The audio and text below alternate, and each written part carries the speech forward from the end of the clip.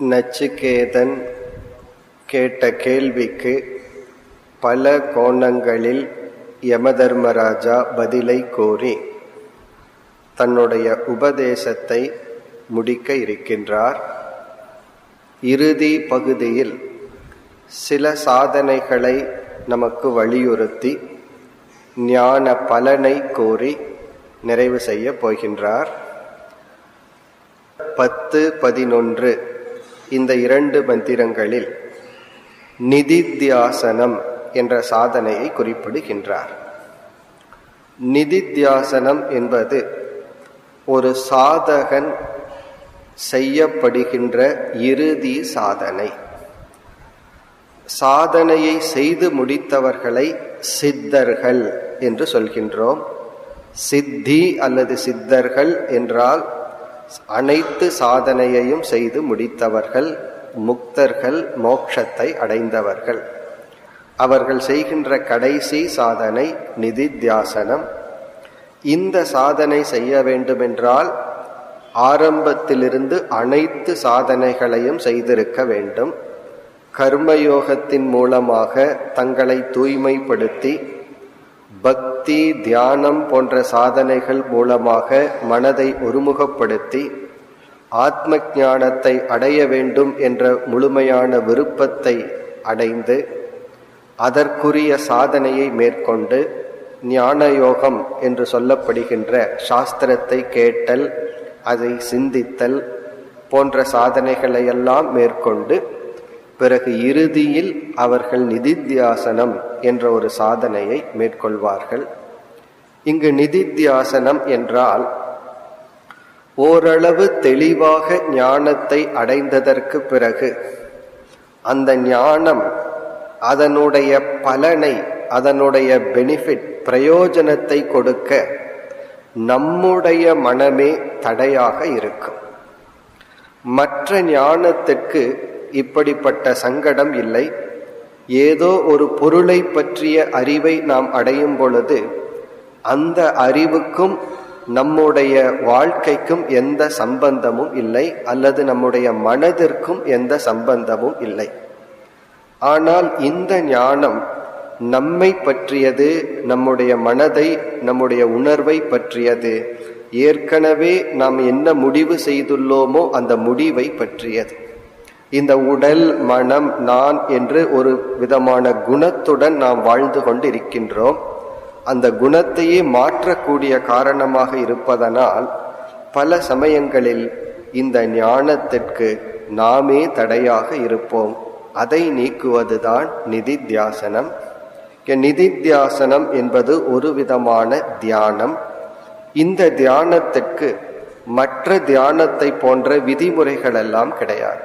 இந்த நேரத்துல தான் பண்ணணும், இப்படித்தான் பண்ணணும் என்ற ரூல்ஸ் அண்ட் ரெகுலேஷன் இல்லை. பிறகு தியானத்திற்குரிய விஷயம், எந்த ஞானத்தை அடைந்தோமோ அதே ஞானத்தை மீண்டும் மீண்டும் மனதிற்குள் கொண்டு வருதல். இதுவும் ஒரு விதமான அபியாசம். இதை ஞானாபியாசம் என்று சொல்வார்கள். ஞானத்தை மீண்டும் மீண்டும் நாம் மனதிற்குள் கொண்டு வந்து அந்த ஞானத்துடன் இருந்து பழகுதல். ஒவ்வொருவருக்கும் ஒவ்வொரு விதமான தடைகள் இருக்கும். சில பேருக்கு விருப்புங்கிற தடை, சில பேருக்கு வெறுப்புங்கிற தடை, சில பேர்த்துக்கு பயம் என்பது தடை. இப்படி பலவிதமான உணர்வுகள் நமக்கு தடையாக இருக்கும். அப்பொழுதெல்லாம் இந்த அறிவை கொண்டு வந்து அறிவின் மூலமாக மனதில் உள்ள தடைகளை நீக்குதல். இப்ப இந்த 2 மந்திரங்களில் யமதர்மராஜா என்ன சொல்கின்றார்? அவ்விதம் தடையை நீக்கி நிதித்தியாசனம் என்ற சாதனையினுடைய இறுதியில் இருக்கின்றவனுடைய மனம் எப்படி இருக்கும்? இப்ப நமக்கு ஒரு கேள்வி வரலாம், நிதித்தியாசனத்தையும் நான் முடித்து விட்டேனா இல்லையா எப்படி என்று எனக்கு எப்படி தெரியும்? இப்ப சிரவணத்தை முடிச்சிட்டனா இல்லையா, சாஸ்திரம் கேட்கிற சாதனைய நான் முடித்து விட்டனா இல்லையான்னு எப்படி தெரியும்? சாஸ்திரத்துல சொல்ற கருத்து எனக்கு புரிஞ்சிடுதா, அதை வச்சு முடிவு பண்றோம். அதே போல மனனம், சந்தேகத்தை நீக்குகின்ற சாதனையை நான் செய்யணுமா வேண்டாமா? சந்தேகம் இல்லை என்றால் செய்ய வேண்டியதில்லை. அதே போல இந்த இறுதி தியானத்தை நான் முடித்து விட்டேனா இல்லையா என்று எப்படி தெரிந்து கொள்வது? அதற்கு அடையாளம் என்ன? அதைத்தான் இந்த 2 மந்திரங்களில் கோருகின்றார். எப்பொழுது ஒருவனுடைய மனம் இந்த நிலையை அடைகின்றதோ அப்பொழுது அவன் நிதித்தியாசனம் என்ற சாதனையினுடைய இறுதி கட்டத்திற்கு வந்து விட்டான். இப்படிப்பட்ட மனநிலையை அடைவதுதான் மோட்சம். எப்படிப்பட்ட மனநிலை? யதா பஞ்சாவதிஷ்டந்தே ஞானானி மனசா சக புத்திஷ்ச ந விசேஷ்டதி தாமாகு பரமாம் கதிம். பரமாம் கதிம் ஆகுகு. ஞானிகள் மேலான இலக்கு என்று கூறுகிறார்கள். பரமாம், பரம் என்றால் அல்டிமேட், மேலான. பரமாம் கதி என்றால் ஒரு மனிதனால் அடையக்கூடிய இறுதி இலக்கு. கதினா கோல், அடைதல், மேலான இலக்கு. இப்போ நம்ம அடையக்கூடிய மேலான இலக்கு இதுதான் என்று அந்த இலக்கை அடைந்தவர்கள் கோருகின்றார்கள். ஆகுகு என்ன என்றால், இங்கு நம்முடைய மனம், நம்முடைய புத்தி, நம்முடைய புலன்கள் இவைகள் எப்படி இருக்க வேண்டும், இவைகள் எப்படி இருத்தல் நம்முடைய இலக்கு. யதா எப்பொழுது பஞ்ச அவதிஷ்டந்தே ஞானானி, எப்பொழுது 5 இந்திரியங்கள், பஞ்ச ஞானானி என்றால் நம்முடைய 5 புலன்கள், கண், காது, மெய், வாய், கண், மூக்கு, செவி என்று அறிவை கொடுக்கின்ற நம்முடைய 5 புலன்கள் மனசா சக, மனதுடன் சேர்ந்து, 5 இந்திரியங்களும் நம்முடைய மனமும், பிறகு புத்தி ஹீச்ச நம்முடைய அறிவும், ந விசேஷ்டதி அது எந்த விதத்திலும் நமக்கு துயரத்தை கொடுப்பதில்லையோ, சஞ்சலப்படுவதில்லையோ, முழு அமைதியை அடைகின்றதோ. இப்ப 5 இந்திரியங்களும் மனதும் நம்முடைய புத்தியும் எப்பொழுது எந்த விதத்திலும் நம்மை அது துயரப்படுத்தவில்லையோ அல்லது முழு அமைதியை அடைகின்றதோ. ஆனால் இதற்கு முன் ஸ்டேஜில் எப்படி இருக்கும்? கண்ணு நம்மை துயரப்படுத்தும், காது நம்மை துயரப்படுத்தும். காது துயரப்படுத்தும்னா காது வலி, கண்ணு வலி என்று பொருள் அல்ல, அது உடலுக்கு வர்ற நோய். கண் தேவையில்லாததை பார்த்து, காது தேவையில்லாததை கேட்டு, நமக்கு எது ஆரோக்கியம் அல்லவோ அதை இந்திரியங்கள் செய்து நம்மை துயரப்படுத்தும். மனதும் அப்படித்தான். விழித்திருந்தா இந்த உலகத்தை பார்த்து துயரப்படும். இந்த உலகத்தை பார்க்கவில்லை என்றால் நாம சில கற்பனை செய்து நம்முடைய மனதினால் நம்மை நாம் துயரப்படுத்திக் கொள்கின்றோம். புத்தியும் அப்படித்தான், தவறாக புரிந்து கொண்டு நமக்கு துயரத்தை கொடுக்கின்றது. எப்பொழுது இந்திரியங்கள், மனம், புத்தி இந்த 3ம் அமைதியை அடைகின்றதோ, அதாவது இவைகளுக்கு இந்த உலகத்திலிருந்து எந்த டிஸ்ட்ராக்ஷனும் அட்ராக்ஷனும் இல்லாம போகணும். அதனாலதான் வியாசர் தன்னுடைய மகன் சுகபிரம்மத்தை ஜனகரிடம் அனுப்பி வைத்தார். இவருக்கு அறிவு தேவைப்பட்டால் உபதேசம் செய்யுங்கள் சொல்லி. ஜனகர் உணர்ந்தார், சுகபிரம்மத்துக்கு ஏற்கனவே ஞானம் இருக்கு, ஞான நிஷ்டை இருக்கான்னு மட்டும் பார்த்துட்டு அனுப்ப வேண்டும். அப்பொழுது அவர் என்ன செய்தார்? ஒரு கிண்ணத்துல எண்ணெயை நிறைய வைத்து இந்த மாளிகையை ஒரு முறை சுற்றி வாருங்கள், எண்ணெய் கீழே சிந்தக்கூடாதுன்னு சொன்னார். அந்த மாளிகையை சுற்றியும் ஆடல், பாடல், நடனங்கள், அனைத்து விதமான டிஸ்ட்ராக்ஷன். இவருடைய இந்திரியங்கள் அந்த பொருள்களினால் ஈர்க்கப்பட்டால் இவர் இந்த எண்ணெயை சிந்திடுவார். அதே போல மனம் சஞ்சலப்பட்டாலும், புத்தி சஞ்சலப்பட்டாலும் சிந்தி விடுவார். இவருக்கு அங்கிருக்கிற எந்த பொருள்களும் இவருடைய மனதை அட்ராக்டும் பண்ணல, டிஸ்ட்ராக்டும் பண்ணல, கவரவில்லை அல்லது தாக்கவில்லை. எந்த பொருளும் ஈர்க்கவில்லை, எந்த பொருளும் வெறுப்பையும் கொடுக்கவில்லை. அப்படியே வந்தார் அமைதியாக, அந்த எண்ணெய் கிண்ண சிந்தாமல் வந்தார். அப்போ என்ன சொன்னார் ஜனகர்? நீங்கள் நிறைநிலையை அடைந்து விட்டீர்கள். அது ஒரு கதையில சொல்லப்படுறது. இங்கே யம தர்மராஜா ஒரு கருத்தாக குறிப்பிடுகின்றார். இப்ப எது நம்முடைய இறுதி இலக்குனா, என்னுடைய இந்திரியங்கள், என்னுடைய மனம், என்னுடைய புத்தி எனக்கு எந்த விதத்திலும் துயரத்தை கொடுக்காமல் இருத்தல். என்னை நான் துயரப்படுத்திக் கொள்ளவில்லை என்றால் கண்டிப்பாக நான் மற்றவர்களையும் துயரப்படுத்த மாட்டேன். ஒருவர் நம்மை துயரப்படுத்துகிறார்கள் என்றால் அவர்களை அறியாமல் முதலில் அவர்களை துயரப்படுத்தி நம்மை துயரப்படுத்துகிறார்கள். ஏன்னா வெறுப்பு, கோபம், பொறாமை போன்றதுதான் இனி ஒருத்தர் துயரத்தை கொடுக்கும். அன்பு யாருக்கு துயரத்தை கொடுக்க? ஒருவர் நம் மீது அன்பு செலுத்தினால் அந்த அன்பு முதலில் அவர்களை மகிழ்வித்து நம்மை மகிழ்விக்கும். ஒருவர் நம் மீது கோபத்தை காட்டினால் அந்த கோபம் முதலில் அவர்களை துன்புறுத்தி பிறகு நம்மை துன்புறுத்தும். இங்கு தன்னை துன்புறுத்தாமல் இருத்தல் மோட்சம். நம்மை துன்புறுத்தும் கருவிகள் எது என்றால் புலன்கள், மனம், புத்தி. இவைகள் மூலமாகத்தான் நம்மை துன்புறுத்தி கொள்கின்றோம். ஏன் இதையெல்லாம் செய்கின்றோம் என்றால் நம்மை பற்றிய அறிவு இல்லாத காரணம்தான். நான் யாருன்னு தெரிஞ்சுக்காம நான் இல்லாத ஒன்ல நான்கிற எண்ணத்தை வைத்து நம்மை நாம் துயரப்படுத்தி கொள்கின்றோம். இப்ப இங்கு யமதர்மராஜா பலனாக குறிப்பிடுவது எதையோ ஒன்றை அடைவது அல்ல, நம்முடைய புலன்கள், மனம், புத்தி இவைகளினுடைய அமைதி. இவைகளெல்லாம் தற்காலமாகவும் அமைதியா இருக்கும். இது நிரந்தரமான அமைதி. எந்த சூழ்நிலைகளிலும் உலகத்தினால் இவைகள் தாக்கப்படாமல் இருந்து நம்மையும் தாக்கப்படாமல் இருப்பதுதான் மோட்சம். இப்ப மோட்சத்துக்கு என்ன இலக்கணம்? நம்முடைய புலன், மனம், புத்தி நமக்கு ஹிம்சை செய்யாமல் இருத்தல். இதைத்தான் பகவான் உத்தரேத் ஆத்மனாத்மானம் சொல்லி உனக்கு நீயே நண்பன், உனக்கு நீயே பகைவன் என்று 6வது அத்தியாயத்தில் கூறியுள்ளார். நமக்கு நாம் எப்பொழுது நண்பன்? இந்த நிலையை அடையும் பொழுது. பிறகு அடுத்த மந்திரத்தில் மீண்டும் ஒரு கருத்தை, நமக்கு நிதித்தியாசனத்துடன் சம்பந்தப்பட்ட ஒரு கருத்தை குறிப்பிடுகின்றார். தாம் யோகமிதி மன்யந்தே ஸ்திராம் இந்திரிய தாரணாம் அப்ரமத்தஸ்ததா பவதி யோகோகி பிரபவாப்யயோ. முதல் வரியில் அதே கருத்துதான். தாம் யோகமிதி மன்யந்தே, இதுதான் உண்மையான யோகம். இங்கு யோகம் என்ற சொல்லை யமதர்மராஜா மோக்ஷம் என்ற அர்த்தத்தில் பயன்படுத்துகின்றார்.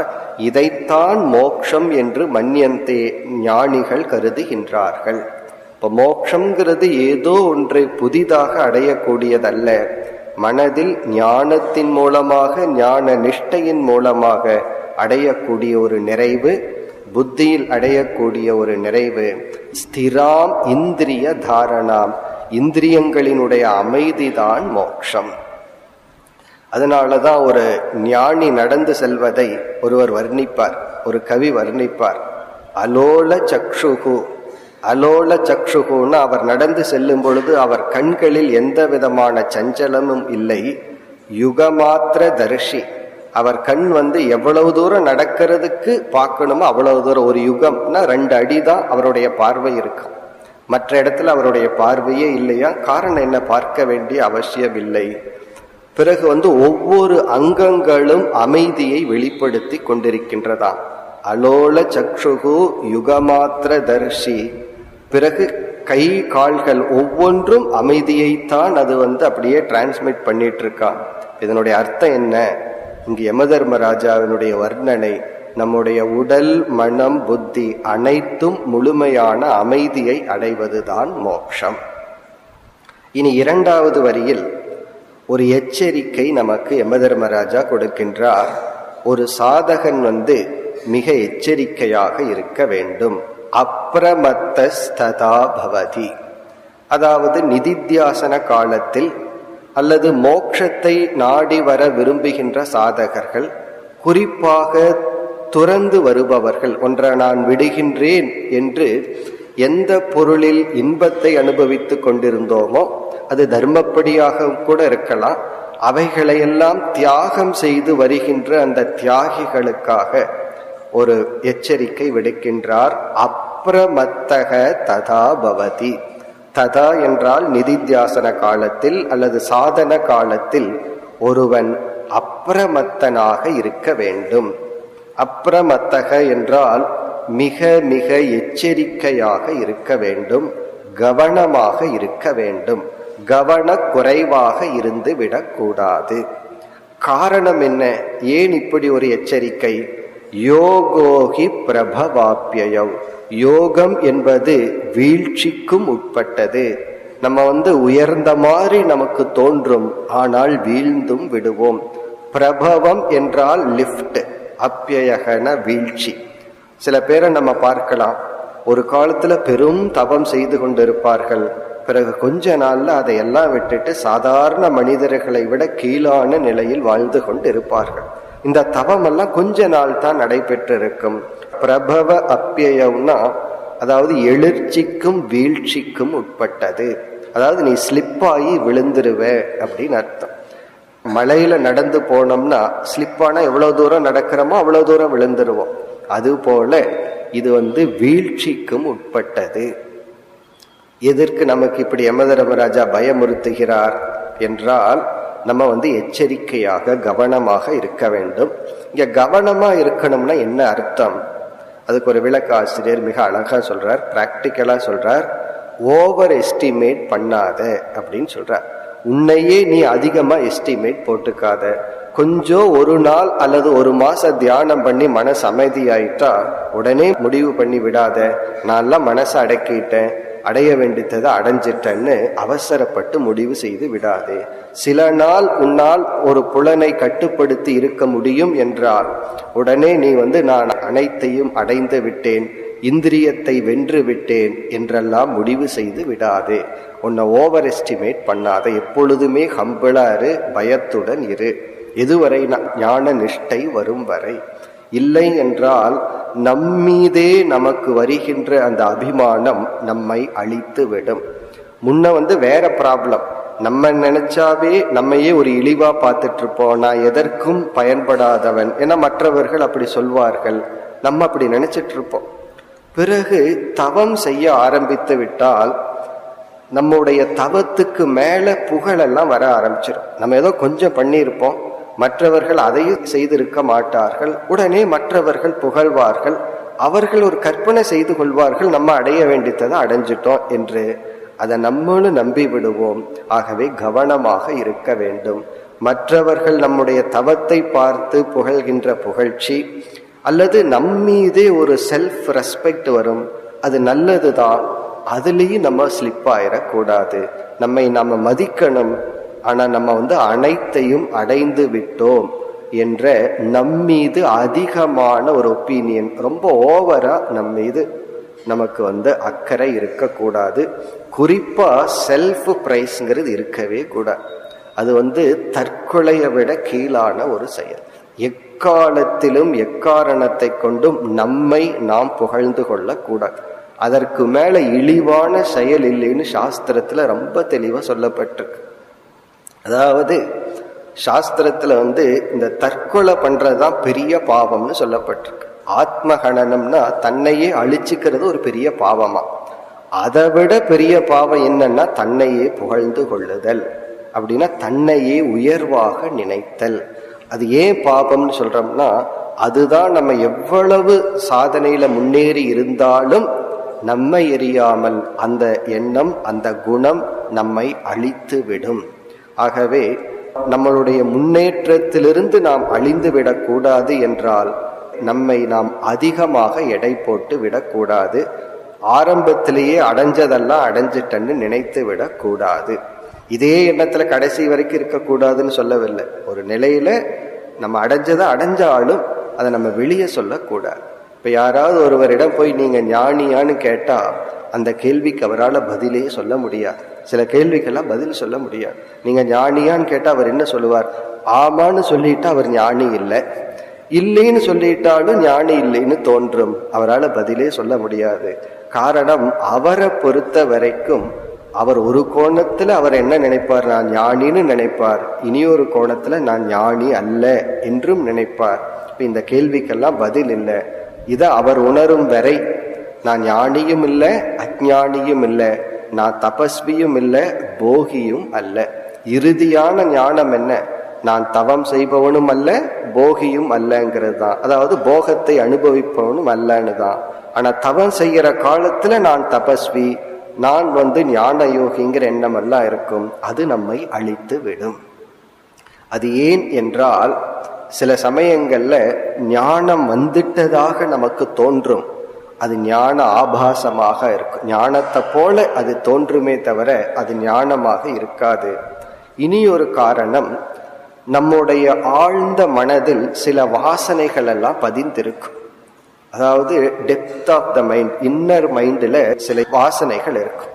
அது எந்த நேரத்தில் வெளிப்படும்னு நமக்கு தெரியாது. அது 10 வருஷம் 20 வருஷத்துக்கு அப்புறம் அந்த வாசனைகள் வெளிப்படலாம். அதாவது சயின்ஸ்ல சில கிருமிகள் உடல்ல இருந்தா, ஒருவனுக்கு 10 வயசுல நாய் கடிச்சிருந்தா அதனுடைய எஃபெக்ட் 10 வருஷத்துக்கு அப்புறம் வரலாம், 25 வயசுல வரலான்னு சொல்வார்கள். அது அப்படியே உள்ள இருக்குமா, திடீர்னு அந்த கிருமி அந்த வைரஸோ பாக்டீரியாவோ வரலாம், அது வரைக்கும் உள்ள தூங்கிட்டு இருக்கும். அப்படி நமக்குள்ள எப்படி உடலுக்கு அந்த ஒரு நியதி இருக்கோ, சில பாக்டீரியா வைரஸ் உள்ள போயிருக்கும், அது வெளிப்பட்டு நம்மை அழிக்காம இருக்கு. திடீர்னு ஒரு நாள் அது வெளிப்படலாம். அதே பிரின்சிபிள் தான் சூக்ஷ்ம சரீரமான மனசுக்கும். நமக்குள்ள சில நல்ல வாசனைகள், தீய வாசனைகள் எல்லாம் உள்ள இருக்கும். அது எப்பொழுது வேண்டுமானாலும் வெளிப்படுத்தி நம்முடைய வாழ்க்கையை அது அழித்து விடலாம். வாழ்க்கையை அழித்து விடலாம்னா நம்முடைய முன்னேற்றத்தை தடைப்படுத்தி விடலாம். கவனமாக இருக்க வேண்டும். நம்ம சித்தர்கள் அடைய வேண்டித்ததை நான் அடைஞ்சிட்டேங்கிற எண்ணம் விட்டால் நாம் தொடர்ந்து எந்த சாதனையும் செய்ய முடியாது. நான் இன்னும் சாதகன், அடைய வேண்டியது இருக்கின்றதுங்கிற எண்ணம் இருந்தால் அந்த வாசனை வந்தா நாம் சாதனைகளை செய்து நாம் நம்மை காப்பாற்றி கொள்ளலாம். ஆகவே ஒரு எச்சரிக்கை விடுக்கின்றார். அப்ரமத்தக ததா பவதி, மிக எச்சரிக்கையாக இருக்க வேண்டும். இதனுடைய சாராம்சம், கர்வம் விடக்கூடாது, உன்னையே நீ உயர்வாக எண்ணிவிடக்கூடாது. இப்ப நம்ம அந்த பணிவுங்கிறது கடைசி வரைக்கும் இருக்கணும். உண்மையிலேயே மோட்சத்தை அடையும் பொழுது அவர்களுடைய பணிவு உச்சகட்டத்தை அடைகின்றது. அதை காட்டிக்கொள்ள மாட்டார், மனதில் வைத்து கொள்வாரே தவிர காட்டிக்கொள்ள மாட்டார். இப்ப அந்த நிலை அடையும் வரை கவனமாக இருக்க வேண்டும். இவ்விதம் இந்த 2 மந்திரங்களில் நிதித்தியாசனம் என்ற சாதனையை கோரி, பிறகு நச்சிகேதனுக்கு அல்லது இந்த உபனிஷத்தை யார் படிக்கின்றார்களோ அவர்களுக்கு ஒரு எச்சரிக்கையை விடுக்கின்றார். பிறகு அடுத்த 2 மந்திரத்தில் 12, 13 இதில் ஸ்ரத்தை, நம்பிக்கை என்ற ஒரு வேல்யூ, ஒரு பண்பை வலியுறுத்துகின்றார். அதாவது யமதர்மராஜா இறுதியா சொல்ற வேல்யூ நம்பிக்கை. அதுக்கப்புறம் ஞான பலனை கோரி முடிவுரை செய்ய போகின்றார். இப்ப இந்த ஸ்லோகத்தை பார்த்தால் 12, நைவ வாச்சா ந மனசா பிராப்தும் சக்யோ ந சக்ஷுஷா அஸ்தீதி ப்ருவதோன்யத்ர கதம் தத் உபலப்யதே. ஸ்ரத்தை அல்லது நம்பிக்கை என்பது ஞானத்திற்கு முன் இருக்கக்கூடிய தவிர்க்க முடியாத ஒரு படி. இந்த ஸ்ரத்தைங்கிறது ஒரு ஸ்டெப்பு தான், படிதான். ஆனால் ஸ்கிப் பண்ண முடியாத, தவிர்க்க முடியாத ஒரு படி. அது ஏன் ஸ்ரத்தை தேவை? எப்படிப்பட்ட ஸ்ரத்தை இருந்தால் நாம் எப்படிப்பட்ட ஞானத்தை அடைவோம்? அதை இந்த 2 மந்திரங்களில் கூறுகின்றார். அதாவது நம்பிக்கையினுடைய தேவை என்ன என்ற கருத்தையும், எப்படிப்பட்ட நம்பிக்கை நமக்கு இருக்க வேண்டும், அந்த நம்பிக்கை எப்படிப்பட்ட பலனை கொடுக்கும், அதை குறிப்பிடுகின்றார். இப்ப சில பேர்த்துக்கு இதுல சந்தேகமே வரும், இந்த நம்பிக்கையே தேவையா இல்லையா? நம்பிக்கை நல்லதா கெட்டதா? நம்புவதுங்கிறது நல்லதா கெட்டதா என்றால் இந்த கேள்விக்கு நேரடி பதில் கிடையாது. இது வாட் கைண்ட் ஆஃப் ஃபெய்த், எப்படிப்பட்ட நம்பிக்கைங்கிற அடிப்படையில தான். பகவான் கீதையில நம்பிக்கையே 3ஆக பிரிக்கின்றார். சாத்விகமான ஸ்ரத்தை, ராஜசமான ஸ்ரத்தை, தாமசமான ஸ்ரத்தைன்னு பிரிக்கிறார். அதாவது நம்முடைய நம்பிக்கையே சத்துவம், ரஜஸ், தமஸ் என்ற குணத்தின் அடிப்படையில் உள்ளது. இப்போ ஒருவர் என்ன கருத்தை சொன்னாலும் நான் நம்ப மாட்டேன்னு ஏற்கனவே முடிவு பண்ணி அவர் என்ன சொல்றாருன்னு கூட நான் கேட்க மாட்டேன், என்று இருந்தால் அதுக்கு பேர் அஸ்ரத்தான்னு சொல்றோம், நம்பிக்கையின்மை. இந்த நம்பிக்கையின்மை நம்ம எந்த ஞானத்தையும் அடைய பயன்படாது. நம்மால ஞானத்தையே அடைய முடியாது. அவர் சொல்றத நான் நம்ப மாட்டேன்னு முடிவு பண்ணிட்டா அவர் என்ன சொன்னாலும் அது உண்மையா இருக்கலாம், பொய்யா இருக்கலாம், என்ன சொன்னாலும் அது இவருடைய காதுக்குள்ளேயே போகாது. அப்ப அஸ்ரத்தா நம்மை எதையும் கேட்க வைக்காது. பிரமாணத்தை பயன்படுத்துகின்ற சக்தியை நம்மிடம் இருந்து இழக்க வைத்து விடும். நம்ம ஒரு அதிகாரி பிரமாதாவாக இருக்க மாட்டோம். பிரமாதான அறிவை வாங்கும் கருவியாக நாம் இருக்க மாட்டோம். அப்போ அஸ்ரத்தை ஞானத்திற்கு தடை. பிறகு இனி ஒன்னு இருக்கு, சில பேர் இதுக்கு ஜஸ்ட் ஆப்போசிட். யாரு என்ன சொன்னாலும் நம்பி விடுவார்கள். அது ரைட், அது கொஞ்சம் லாஜிக்கோட இருக்கா இல்லையா, என்ன சொன்னாலும் அதை நம்புறது. ஒருவர் ஒன்னு சொல்றார் நம்புவார், இனி ஒருவர் அதுக்கு எதிராக சொல்லுவார், அதையும் இவர் நம்பிக்கொண்டிருப்பார். இப்படி எதை கொஞ்சம் கூட சிந்திக்காமல் சுய அறிவு இல்லாமல் யார் என்ன சொன்னாலும் நம்பினால் அத சாஸ்திரம் குஸ்ரத்தா என்று சொல்கிறது. குஸ்ரத்தா அப்படின்னா இந்த மூட நம்பிக்கைன்னு நம்ம சொல்லுவோமே, அதுதான் குஸ்ரத்தா.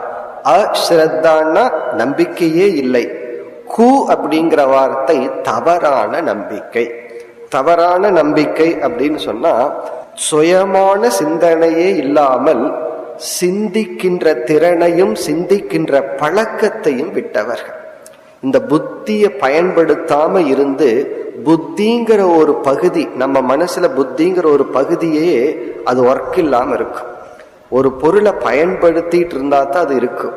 இவர்கள் புத்தியே பயன்படுத்தாம சுயமா சிந்திக்கிறத விட்டுட்டு யாராவது எதையாவது சொல்லிட்டு நம்பிட்டு அதுபடி செய்வோம்.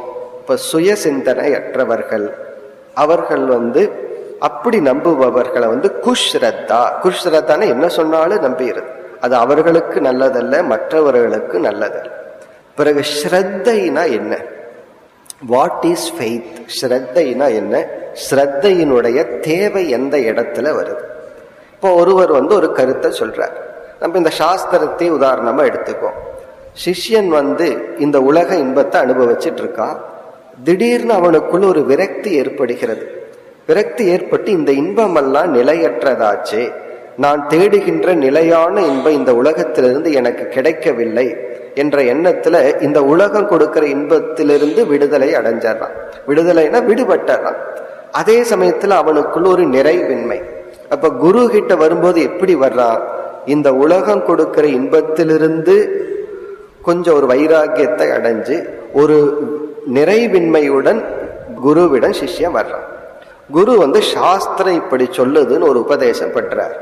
அவர் செய்யற உபதேசம் நீ பூர்ணமானவன், நீ அழியாதவன்.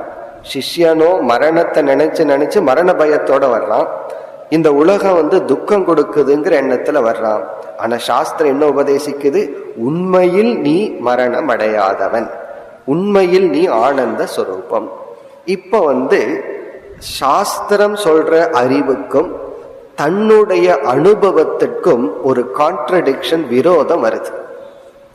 சாஸ்திரம் என்ன சொல்லுது? நம்முடைய அனுபவத்துக்கு ஆப்போசிட்டா சொல்லுது. இப்ப என்னுடைய எக்ஸ்பீரியன்ஸ் அழிவுக்கு உட்பட்டவன், துயரப்படுபவன். சாஸ்திரம் சொல்லுது நீ அழிய மாட்டாய், உனக்கு அழிவில்லை, நீ இந்த உடல் அல்ல, ஆத்மா. இந்த இடத்துல என்னுடைய அனுபவத்துக்கும் சாஸ்திரத்துக்கும் ஒரு முரண்பாடு வரும் பொழுது இந்த ஸ்ரத்தை தான் நமக்கு ஒரு படியாக இருந்து இந்த முரண்பாட்டை நீக்கி அறிவை அடைய காரணமாக உள்ளது.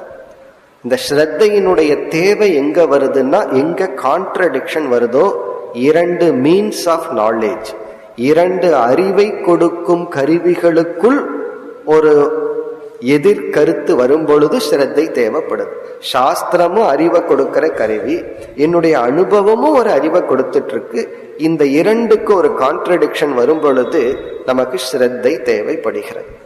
பிறகு எது சரியான ஸ்ரத்தை என்றால், சாஸ்திரம் கொடுக்கிற கருத்தை நம்ம ரிஜெக்ட் பண்ணக்கூடாது. காரணம் என்ன? அது அறிவை கொடுக்கும் கருவின்னு ஒரு நம்பிக்கை இருக்கணும். அதே சமயத்துல அதை 100% நம்மால ஏத்துக்க முடியல. அது சாஸ்திரம் சொன்னா ஏத்துக்கிறேன்னு சொன்னா அதுக்கு பேரு அனைத்துக்கும் ஸ்ரத்தை, மூட நம்பிக்கை தான். ஏன்னா என்னுடைய அனுபவம் அதற்கு முரண்பட்டு இருக்கே. அப்ப நான் என்ன பண்ணணும்? சாஸ்திரம் சொல்றது சரிதான், ஆனா அது என்னுடைய அனுபவத்துக்கு முரண்பாடா இருக்கு. இந்த ஸ்ரத்தையின் துணை கொண்டு சாஸ்திரம் சொல்றது தப்புன்னு சொல்லிட்டா ஸ்ரத்தை இல்லைன்னு அர்த்தம். சாஸ்திரம் சொல்றது எப்படி சரி என்று நான் சாஸ்திரத்தை கொஸ்டின் பண்ணல, என்னுடைய அறிவையே நான் கேள்வி கேட்கின்றேன், என்னுடைய நாலேஜே நான் கொஸ்டின் பண்றேன். பிறகு எப்படி சரி, சாஸ்திரம் இப்படி சொல்லுதே, என்னுடைய அனுபவம் இப்படி இருக்கின்றதுன்னு இந்த ஸ்ரத்தை என்னையே கேள்வி கேட்க வைத்து ஞானத்திற்கு நம்மை அழைத்து செல்லும்.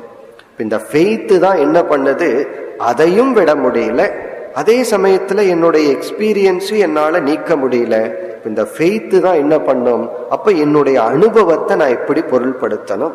சாஸ்திரம் பொய் சொல்லல, ஏதோ உண்மையத்தான் சொல்லுது. அந்த உண்மை எப்படி, அந்த உண்மையை நான் எப்படி புரிஞ்சுக்கிறது? குருவினுடைய வாக்கியத்தை ரிஜெக்ட் பண்ணாம, அப்படியே எடுத்து கொள்ளாமல், குருவினுடைய வாக்கியத்தை புரிஞ்சுக்கிறதுக்கான விசாரத்தை ஒரு மனம் என்னைக்கு செய்யும்னா, என்னைக்கு அந்த வாக்கியத்துல நம்பிக்கை இருக்கின்றதோ, அந்த நம்பிக்கை இருந்தா தான் நம்ம விசாரத்தை மேற்கொண்டு அறிவை நாம் அடைய முடியும்.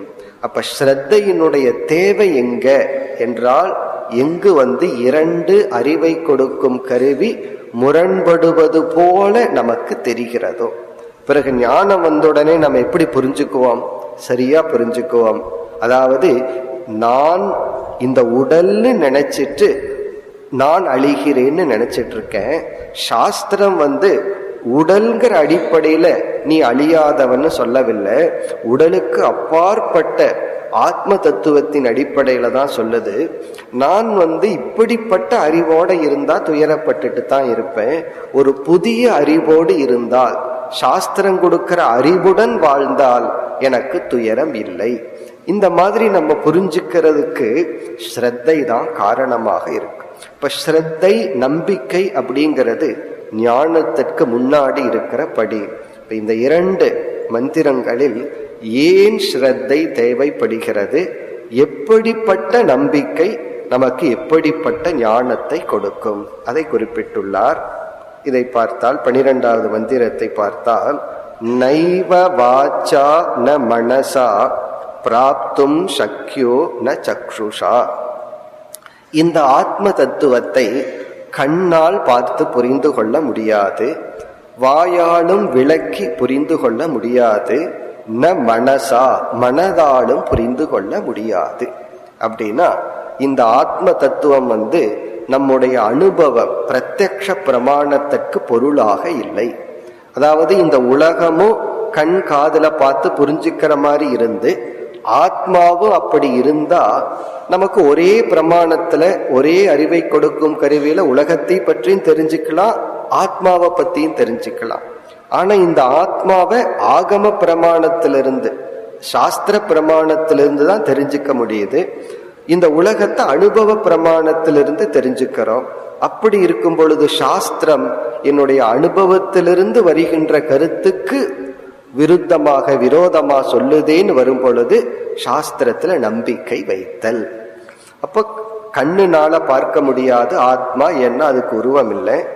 மனதாலையும் ஆத்மாவை புரிஞ்சுக்க முடியாது. அதாவது கண்ணுனால பார்க்காததை நம்ம மனசுனால புரிஞ்சுக்க முடியும். இப்போ ஒரு இடத்துல அன்பு கருணை அப்படின்னு சொன்னா, அன்பு கருணை கோபம் போன்றதை இவர் கண்ணுனால பார்க்க முடியாது. அன்புனா என்ன, கோபம்னா என்னன்னு மனசுனால உணரலாம். வாக் என்றால் மற்ற பொருளை விளக்குவது போல் இந்த ஆத்மாவை விளக்க முடியாது. பிறகு சாஸ்திரம் ஆத்மா இருக்குன்னு சொல்லுது. அதாவது சாஸ்திரத்துக்கும் நம்ம அனுபவத்துக்கு எப்படிப்பட்ட கான்ட்ரடிக்ஷன்னா, எதை நம்ம பார்க்கலையோ அதை சாஸ்திரம் இருக்குன்னு சொல்லுது, எதை நம்ம பார்த்துட்டு இருக்கிறோமோ அதை சாஸ்திரம் இல்லைன்னு சொல்லுது. இதுக்கு மேல எவ்வளவு கான்ட்ரடிக்ஷன் பண்ண முடியும்? இந்த உலகத்தை பார்த்து அனுபவிச்சுட்டு இருக்கோம், சாஸ்திரம் இந்த உலகம்ங்கிறது இல்லை, வெறும் பொய் தான். எதை நம்ம 5 புலன்கள் வழியா பார்த்து சாலிடா அனுபவிக்கிறோமோ அதை இல்லை, மித்தியான்னு சொல்லுது. இல்லைங்கிற வார்த்தைக்கு ரிஃபைண்டா மித்தியான்னு சொல்லுது. அதாவது ஒருவனை நீங்க முட்டாள்னு சொல்றதுக்கு பொதுவா உங்களுக்கு கொஞ்சம் அறிவு குறைவா இருக்குன்னு சொல்ற மாதிரி. அதாவது அதனுடைய அர்த்தம் என்ன? உங்களுக்கு கொஞ்சம் அறிவு குறைவுன்னு சொன்னா அறிவில்லைன்னு அர்த்தம். அதே போல சாஸ்திரம் உலகத்தை இல்லைன்னு சொன்னா நம்ம ரொம்ப ரெசிஸ்ட் பண்ணிடுவோம் சொல்லி மித்தியான்னு ஏதோ ஒரு வார்த்தையில சொல்லுது. ஏன்னா நம்ம அனுபவிச்சுட்டு இருக்கிறது, நம்ம அனுபவத்துக்கே வராத பார்க்காத ஒரு பொருளை அறிமுகப்படுத்தி அதுதான் நிலையா இருக்கு, இது சாஸ்திரம் சொல்லுது. அப்போ இப்படி ஒரு கான்ட்ரடிக்ஷன். ஆகவே நமக்கு எப்படி ஸ்ரத்தை இருக்க வேண்டும்? இரண்டாவது வரையில சொல்றார், அஸ்தி இதி ப்ருவதக அந்யத்ர. அதாவது நம்ம எந்த அனுபவ பிரமாணத்தினாலும் தெரிந்து கொள்ளாத அந்த பொருளை குரு சாஸ்திரத்தின் மூலமாக அஸ்தி இருக்கின்றது என்று ஃபர்ஸ்ட் அந்த பிரம்மனுடைய எக்ஸிஸ்டன்ஸ், ஆத்மாவினுடைய இருப்பில் நமக்கு நம்பிக்கை வேண்டும். அது நமக்கு புரியல, விளங்கல, அது வேற விஷயம். அது இருக்கு என்ற ஒரு நம்பிக்கை. அஸ்தி இதி ப்ருவதக, இருக்கின்றது என்று சொல்பவனை காட்டிலும் கதம் தத் உபலப்யதே, வேறு யாரால் இதை புரிந்து கொள்ள முடியும்? இப்ப யமதர்மராஜா எப்படி சொல்றார், நீ முதலில் நம்புனாத்தான் நீ அதை பார்ப்பாய். If you believe you see. சில பேர் தலைகீழா சொல்வார்கள், if I see I believe அப்படின்னு சொல்வார். நான் பார்த்தா தான் நம்புவேன். இந்த வார்த்தையே ஒரு கான்ட்ரடிக்ஷன் தான். நான் பார்த்தா தான் நம்புவேன்னு சொன்னா நீ பார்த்துட்டா நம்ப வேண்டிய அவசியமே இல்லையே, எதற்கு நம்பணும்? ஐன்ஸ்டைனிடம் கேட்டார்கள், கடவுள் இருக்கிறதான்னு நம்புகிறீர்களான்னு. அவர் சொல்றார், நான் நம்பவில்லை. கடவுள் இருக்காருன்னு I don't believe in God because I know God அப்படின்னு சொன்னார். கடவுள் இருக்காருன்னு நான் நம்பல, காரணம் கடவுள் இருக்காருன்னு எனக்கு தெரியும் அப்படின்னு சொன்னார். அப்போ when I see I believe, நான் பார்த்தா நம்புவேன்னு சொன்னா பார்த்தா நம்ப வேண்டிய அவசியம் இல்லை, என்ன பார்த்துட்டோம். அதனால when you believe you see. அது மட்டும் இல்ல, what you believe you see. எதை நீ நம்புறாயோ அதைத்தான் நீ பார்க்க முடியும். அப்ப இங்க அஸ்தி இதி ப்ருவத்ர, ப்ருவதக அந்யத்ர. அஸ்தி என்று சொல்பவனை காட்டிலும் வேறு யாரால் இதை புரிந்து கொள்ள முடியும்? அப்போ சாஸ்திரம் நம்முடைய அனுபவத்திற்கு, கண்ணாலும் மனதாலும் வாக்கினாலும் புரிந்து கொள்ள முடியாத, அனுபவத்திற்கு வராத ஒரு தத்துவத்தை இருக்கின்றது என்று கூறும் பொழுது அதை ஏற்றுக்கொள்ளுதல் ஸ்ரத்தை. பிறகு இந்த ஸ்ரத்தை நமக்கு இறுதியில் எப்படிப்பட்ட ஞானத்தை கொடுக்கும்? இந்த ஸ்ரத்தை நம்மை எங்கு கொண்டு விடும்? அதை அடுத்த மந்திரத்தில் கூறுகின்றார். அஸ்தி தேவோபலப்தவ்யக தத்வபாவேன சோபயோகோ அஸ்தி தேவோபலப்தஸ்ய தத்வபாவ பிரசீததி. இதுவும் மிக ஒரு தெளிவான அழகான மந்திரம். அதாவது ஒரு சாதகன் முதலில் பிரம்மத்தை அல்லது ஆத்ம தத்துவத்தை, இது பிரம்ம ஆத்ம தத்துவம் மட்டுமல்ல, எல்லா விஷயத்திலும் உண்மையை சொன்னா நல்லா இருப்போம், தர்மப்படி வாழ்ந்தா நல்லது, அல்லது தர்மம் பண்ணா புண்ணியம்னு ஒரு பலன் வரும், அதர்மம் பண்ணா பாபம்னு ஒரு பலன் வரும். இதெல்லாம் நேரடியா நம்ம அனுபவத்திற்குட்பற்றதல்ல, இதெல்லாம் சாஸ்திரம் சொல்ற கருத்துக்கள். இதுல எல்லாம் ஒரு நம்பிக்கை இருக்க வேண்டும். முதல்ல நம்பிக்கை, பிறகு அதுவே நமக்கு ஞானமாக மாறும். இது பிரம்ம விஷயம் மட்டுமல்ல, தர்ம விஷயத்திலும் கூட. அதுலயும் நமக்கு ஸ்ரத்த தேவை. நீ ஒழுங்கா இரு, நல்லவனா இரு, அப்ப நீ சந்தோஷமா இருப்ப.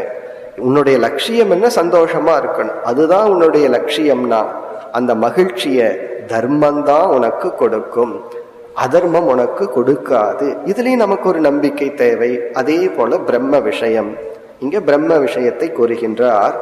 அஸ்தி இத்யேவ உபலப்தவ்யக. முதலில் ஒரு சாதகன் பிரம்மத்தை புரிந்து கொள்ளாவிட்டாலும் அது இருக்கின்றது என்று நம்பிக்கை கொள்ள வேண்டும். பிறகு இந்த நம்பிக்கை இறுதியில் அவனுக்கு எப்படிப்பட்ட ஞானத்தை கொடுக்கும்? தத்துவ பாவேன ச உபயோகோ. பிறகு அஸ்தி என்று சொல்பவனுக்கு இறுதியில் அந்த பிரம்மன் அஸ்மி என்று சொல்வான். அஸ்மி அப்படின்னா அந்த பிரம்மனே நானாக இருக்கின்றேன் என்று சொல்வான். இப்ப நம்மளுடைய டிராவல் எப்படின்னா அஸ்தி டு அஸ்மி. அஸ்தினா இருக்கிறது, சமஸ்கிருதத்தில் அஸ்தினா இருக்கிறது, அஸ்மி என்றால் இருக்கின்றேன், ஃபர்ஸ்ட் பர்சன், இருக்கின்றேன். அப்ப தத்துவபாவ பிரசீததி. பிரசீததினா தத்துவபாவம் என்றால் அந்த பிரம்மனே நானாக இருத்தல் என்ற ஒரு அறிவானது பிரசீததினா மனதில் தோன்றும், மனதிற்கு கிடைக்கும். இப்ப முதல்ல பிரம்மன் இருக்கின்றது என்ற நம்பிக்கை, அந்த நம்பிக்கை பிறகு அந்த பிரம்மனாகவே நான் இருக்கின்றேன் என்ற அறிவுக்கு காரணம். இங்க பிரசீததினா இந்த பிரசாதம்னு சொல்வமே அந்த சொல்லுதான். உன் மனதுல அப்படிப்பட்ட ஒரு கிஃப்ட் கிடைக்கும்னு யமதர்மராஜா சொல்ற. உனக்கு கிடைக்கிற ஒரு பிரசாதம்னாவே ஒரு கிஃப்ட்னு அர்த்தம். அந்த கிஃப்ட் என்ன அப்படின்னா, நானே பிரம்மனாக இருக்கின்றேன் என்று உன்னுடைய மனதிற்கு தோன்றும் அந்த அறிவு கிடைக்கும். இப்ப இங்கு ஸ்ரத்தை ஒரு முக்கியமான சாதனையாக வலியுறுத்தப்படுகிறது. பல இடங்களில் சாஸ்திரம் ஸ்ரத்தையினுடைய மேன்மையை பற்றி பேசியுள்ளது. இனி இறுதியா எப்படி இந்த ஸ்ரத்தையை வளர்த்தி கொள்ளுதல், எப்படி இந்த ஸ்ரத்தை நமக்கு கிடைக்கும் என்றால், அல்லது எல்லாரிடத்திலும் ஸ்ரத்தை இருக்கு. நம்பிக்கை இல்லாமல் யாராலையும் நம்ம வாழ முடியாது. நம்ம ஒரு ரோடை கிராஸ் பண்றதுனாலும் கூட ஒரு நம்பிக்கையோட தான் கிராஸ் பண்றோம். நம்ம சாப்பிடும் பொழுதும் கூட அல்லது விஷம் இல்லைன்னு நம்பித்தான் சாப்பிட்டு இருக்கோம். இப்ப நம்மை அறியாமல் நம்பிக்கையில தான் வாழ்ந்து கொண்டிருக்கின்றோம். சரியான இடத்தில் நமக்கு நம்பிக்கை வர வேண்டும். இது சரியான இடம்தான், அறிவு வந்தா நான் நம்புறேன் அப்படின்னா, அறிவு வந்துட்டா நம்பவே வேண்டிய அவசியம் கிடையாது. நான் குருவை முழுமையா புரிஞ்சுட்டா தான் நம்புவேன்னு சொன்னா, குருவை இவர் முழுமையா புரிஞ்சுட்டா இவரே குரு ஆயிடுறாரு, அப்புறம் இவருக்கு குரு அவசியம் இல்லை. ஆகவே இந்த ஸ்ரத்தை அப்படிங்கிற இடத்துல ஒரு இக்னோரன்ஸ் இருக்கு, அறியாம இருக்கு. அதனாலதான் எல்லாத்துக்கும் ஒரு ஃபியர் இருக்கு, நம்பிக்கை வைக்கிறதுக்கே ஒரு பயம் இருக்கு. காரணம் என்னன்னா, அங்க ஒரு இக்னோரன்ஸ் இருக்கு. எதுல நம்ம நம்பிக்கை வைக்கிறோமோ அந்த விஷயத்துல பூர்ணமான அறிவு இருந்தா நம்பிக்கை அவசியம் இல்லை. அதே சமயத்துல நம்பிக்கை வைக்கலின்னா அங்கிருந்து அறிவையும் பெற முடியாது. அந்த இடத்துலதான் ஒரு பயம் நமக்கு வருகிறது. நம்ம வைக்கிற நம்பிக்கை சரியான இடத்துல இருக்கா, அல்லது அந்த நம்பிக்கையினால நம்ம பாதிக்கப்பட்டு விடுவோமான்னு. இந்த இடத்துலதான் பகவானுடைய அனுகிரகம் வரும். வேறொரு இடத்துல உபனிஷத்துல எல்லாம், ஆகவே உனக்கு உன்னை அறியாமல், உனக்கு அறியாமையும் இருக்கும், அதே சமயத்துல நீ அழிந்து விடாமல் சரியான இடத்துல மனசுல உனக்கு ஸ்ரத்தை வர வேண்டும் என்றால், அது நீ செய்கின்ற சேவை அல்லது தவம், அதனுடைய பலன். அப்ப ஸ்ரத்தை மனசுல வர்றதுங்கிறது தெரிஞ்சோ தெரியாமலேயோ ஏதோ ஒரு ஜென்மத்துல செய்த புண்ணியத்தினுடைய பலன். புண்ணியம் இருந்தாதான் சரியான இடத்துல நமக்கு ஒரு ஃபெய்த் வரும். புண்ணியம் இல்லை என்றால் சரியான இடத்துல ஃபெய்த் வராது. யாரு நம்மை பாதுகாத்து நன்மையை செய்வார்களோ அவர்களை நம்ம நம்ப மாட்டோம். யாரு நம்மை முகஸ்துதி செய்து நம்மை ஏமாற்ற தயாரா இருக்காங்களோ அவர்களைத்தான் நம்ம நம்புவோம். இப்ப இந்த ஸ்ரத்தை என்ன பண்ணும், பாபம் நம்மை அழிப்பவர்கள் மீது ஸ்ரத்தையை கொடுக்கும், புண்ணியம் நம்மை உயர்த்தவர்கள் மீது ஸ்ரத்தையை கொடுக்கும். ஸ்ரத்தைங்கிறது ஒரு செயல் அல்ல, நமக்குள்ள இயற்கையா வர்ற ஒரு ஆட்டிடியூட், ஒரு நம்பிக்கை. இப்ப இந்த ஸ்ரத்தைக்கு காரணம் தவம். குறிப்பா ஒரு ஆசிரியரிடம் ஒரு மாணவனுக்கு ஸ்ரத்தை எப்படி வரும்னா, சேவையின் மூலமாகத்தான் வரும். ஒரு ஆசிரியரை கொஞ்சம் புரிஞ்சு கொள்ள இவனுக்கு ஸ்ரத்தை அதிகரிக்கும். அப்படி ஸ்ரத்தைக்கு காரணம் வேறொரு உபனிஷத்துல சேவா, சர்வீஸ். ஆசிரியர் மட்டுமல்ல, யாருக்காவது ஒரு சேவை பண்ணணும்னா, பல பேருக்கு சேவை பண்ற வாய்ப்பே கிடைப்பதில்லை. இப்ப வயதானவங்க வீட்டுல நம்ம இருக்காங்க, அவங்கள பலர் ஏதோ ஒரு பழு மாதிரி நினைக்கின்றார். அவங்களுக்கு சேவை பண்ற வாய்ப்பு பகவான் நமக்கு கொடுத்திருக்கிறார் அப்படின்னு அது ஒரு வாய்ப்பு கிடைச்சு அதை நம்ம பயன்படுத்தினால், நம்ம சேவையா அவங்க ரெகக்னைஸ் பண்றாங்களோ இல்லையோ அது வேற விஷயம். நம்ம சேவை பண்ணிட்டு இருப்போம், அவங்களுடைய ஃபெய்த் வேற யாராவது வீட்டுல இருக்கு. அதாவது ஒரு மகன் வீட்டுல ஒரு பெற்றோர் இருந்துட்டு இனியொரு மகனை புகழ்ந்து கொண்டு இருப்பார்கள். அப்ப இந்த மகனுக்கு மருமகளுக்கு எப்படி இருக்கும்? இதெல்லாம் நம்ம பிராக்டிக்கலா நடக்குது. உடனே அந்த சேவை பண்ணணுங்கிற எண்ணம் போயிடும்.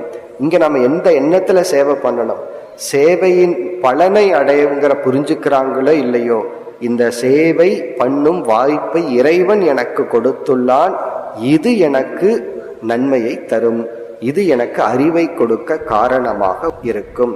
இந்த தர்மந்தான் சேவைதான் நமக்கு சரியான இடத்துல ஸ்ரத்தைய கொடுக்கும்.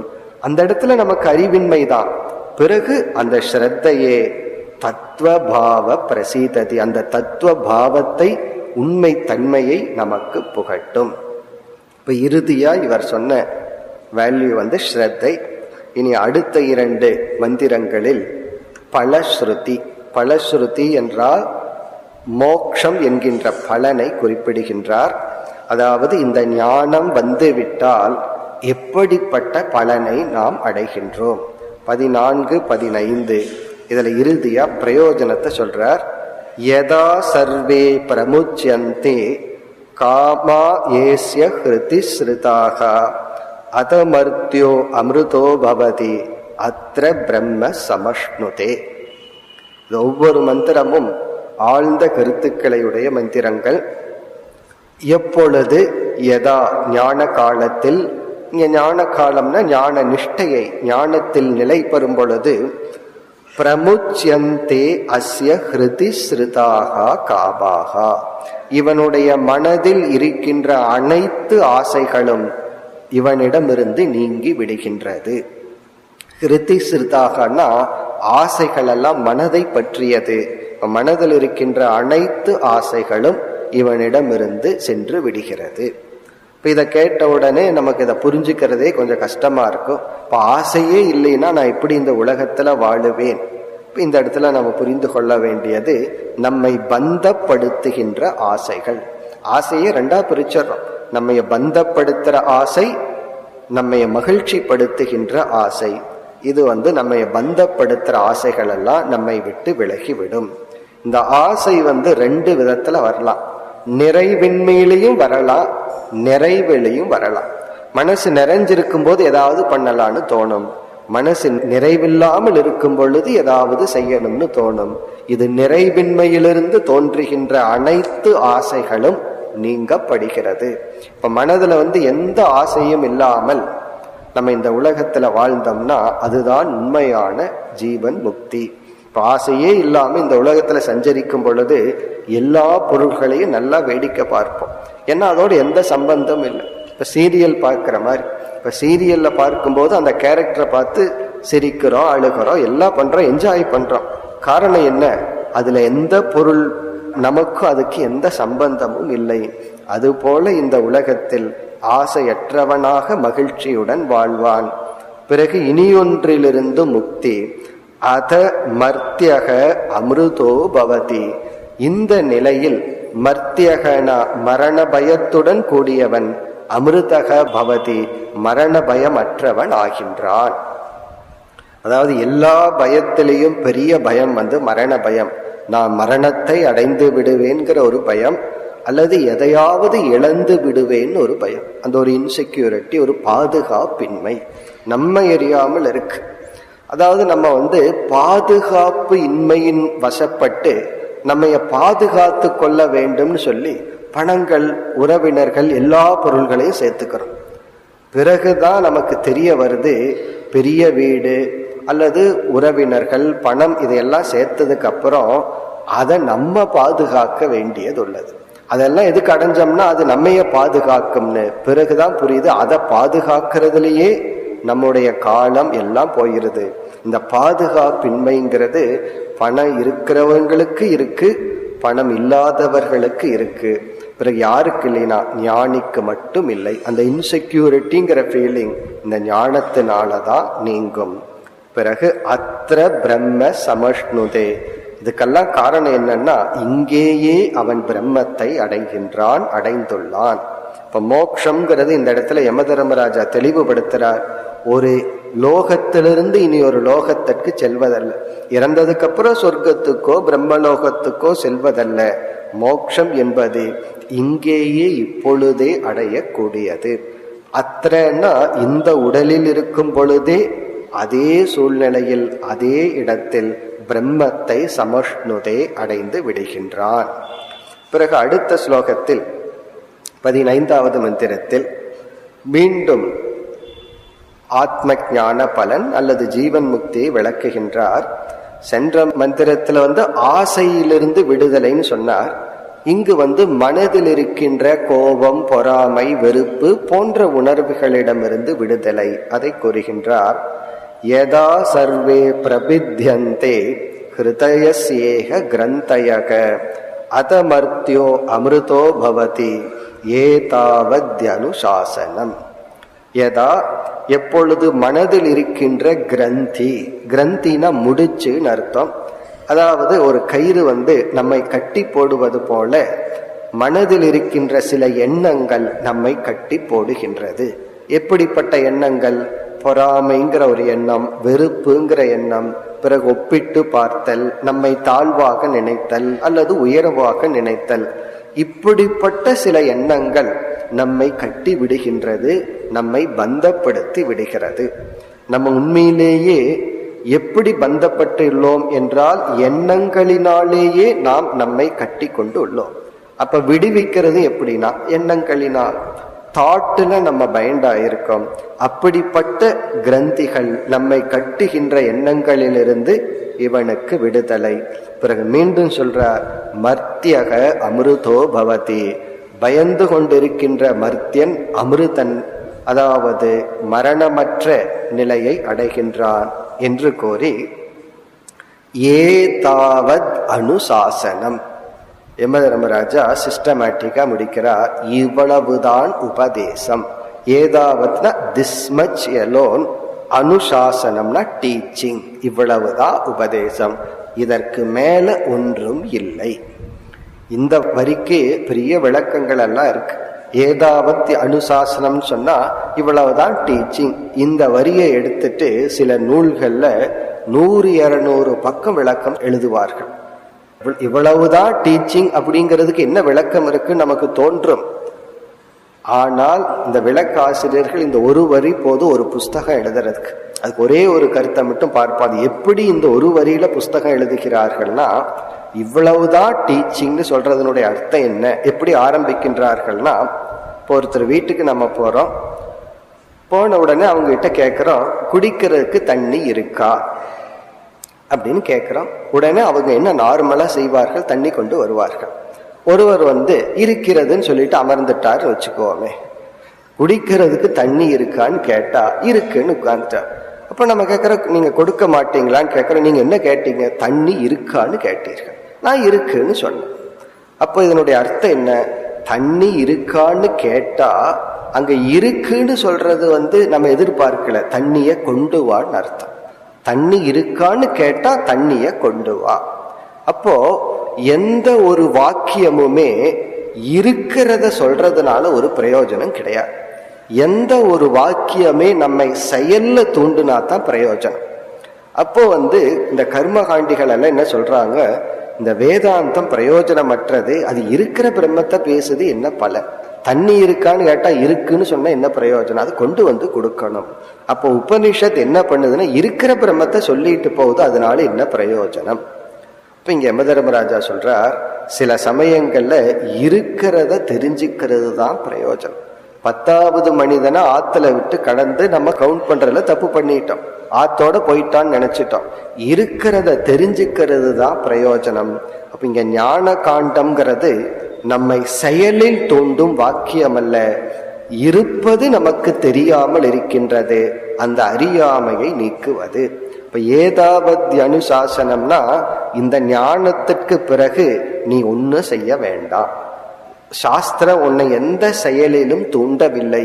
பிறகு சாஸ்திரம் என்ன பண்ணுதுன்னா, இதை தெரிஞ்சிட்டு சந்தோஷமா இரு. நோ ப்ராஜெக்ட், மைண்ட்ல எந்த ப்ராஜெக்டும் இல்லை. இதுதான் ஏதாவத் அனுசாசனம்னா டீச்சிங் இஸ் கம்ப்ளீட் அர்த்தம். இதற்கு மேல சொல்றதுக்கு ஒன்றும் இல்லை. அப்படி சொல்லிட்டு எதற்கு மேலும் 2 மந்திரங்கள்?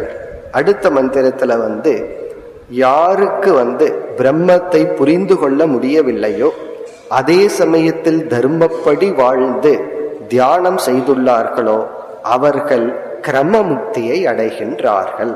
இந்த அடுத்த மந்திரத்தினுடைய சாராம்சம் தான் கீதையினுடைய 8வது அத்தியாயம். அதுல ஒரே ஒரு மந்திரம், பகவான் அதுக்கு ஒரு சாப்டரே வச்சுட்டார். 16வது மந்திரத்துல ஒரு கால் ஒரு சாதகனால் புரிந்து கொள்ள முடியவில்லை என்றார்.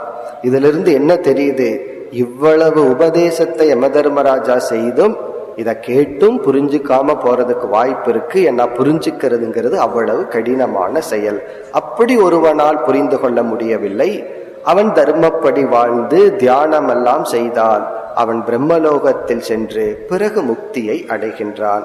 அந்த கருத்தை கூறி பிறகு மீண்டும் அதற்கு அடுத்த மந்திரத்தில் மிக எச்சரிக்கையாக இந்த பாதையில் இருக்க வேண்டும். இந்த முஞ்சா என்ற ஒரு புல் இருக்கு. அது அந்த புல் மிக மிக ஷார்ப்பா இருக்கும், பிளேடு மாதிரி இருக்குமா. அதுல இருந்து அந்த தண்டை எடுக்கும் போது ரொம்ப கவனமா எடுக்கணும், இல்லைன்னா அந்த புல்லே கைய வெட்டி விடுமா. இத சொல்வார்கள். ஒரு காலத்துல சர்ஜரியே இந்த புல்லுல பண்ணுவார்களாம். உடம்ப வேற கத்தியில வெட்டிட்டு உள்ள இருக்கிற சில பகுதியை அந்த முஞ்சாங்கிற புல்ல வச்சு அறுப்பார்களாம். அப்படிப்பட்ட புல்லிலிருந்து எப்படி தண்டை கவனமா எடுக்கணுமோ அதுபோல இந்த ஆத்ம தத்துவத்தை உடலில் இருந்து பிரித்து புரிந்து கொள்ள வேண்டும் என்று யமதர்மராஜா முடிக்க, இந்த உபனிஷத்தினுடைய கடைசி மந்திரம் யமதர்மராஜாவை அனுப்பிவிட்டு உபனிஷத் முடிவுரை செய்கிறது. ஆரம்பத்துல உபனிஷத் யமதர்மராஜா நச்சிகேதன் என்ற இருவரை அறிமுகப்படுத்தியது. நச்சிகேதனுடைய அப்பா ஒருத்தர் யாகம் செய்தார் என்று அறிமுகப்படுத்தி 2 மந்திரத்துக்கு மேல நச்சிகேதன் யமதர்மராஜா விட்டார்கள். கொஞ்ச நாள் நச்சிகேதன் அப்பா வந்தார். பிறகு அவர் போனதுக்கு அப்புறம் குரு சிஷ்யன் வந்தார்கள். சென்ற மந்திரத்துல குரு தன்னுடைய உபதேசத்தை முடித்தார். இந்த இறுதி மந்திரத்துல உபனிஷத் முடிவுரை செய்கின்றது. யமதர்மராஜாவால் உபதேசிக்கப்பட்ட நச்சிகேதனால் கேட்கப்பட்ட இந்த ஞானத்தை யாரெல்லாம் கேட்கின்றார்களோ அவர்களும் முக்தியை அடைகின்றார்கள். எப்படி நச்சிகேதன் கேட்டு மன தூய்மை அடைந்து முக்தி அடைந்தானோ அதுபோல அந்யே அபி மற்றவர்கள் யாரெல்லாம் இதை புரிந்து கொள்கிறார்களோ அவர்களுக்கும் நச்சிகேதனுக்கு கிடைத்த பலன் கிடைக்கும் என்று உபனிஷத் கன்க்ளூட் முடிவுரை செய்கிறது. உபனிஷத் ஆரம்பித்து குரு சிஷ்யனை அறிமுகப்படுத்தி பிறகு உபனிஷத் இவ்விதம் நிறைவு செய்கின்றது. நாமும் நிறைவு செய்வோம். ஓம் பூர்ணமத பூர்ணமிதம் பூர்ணாத் பூர்ணமுதச்யதே பூர்ணஸ்ய பூர்ணமாதாய பூர்ணமேவாவசிஷ்யதே. ஓம் சாந்தி சாந்தி சாந்தி.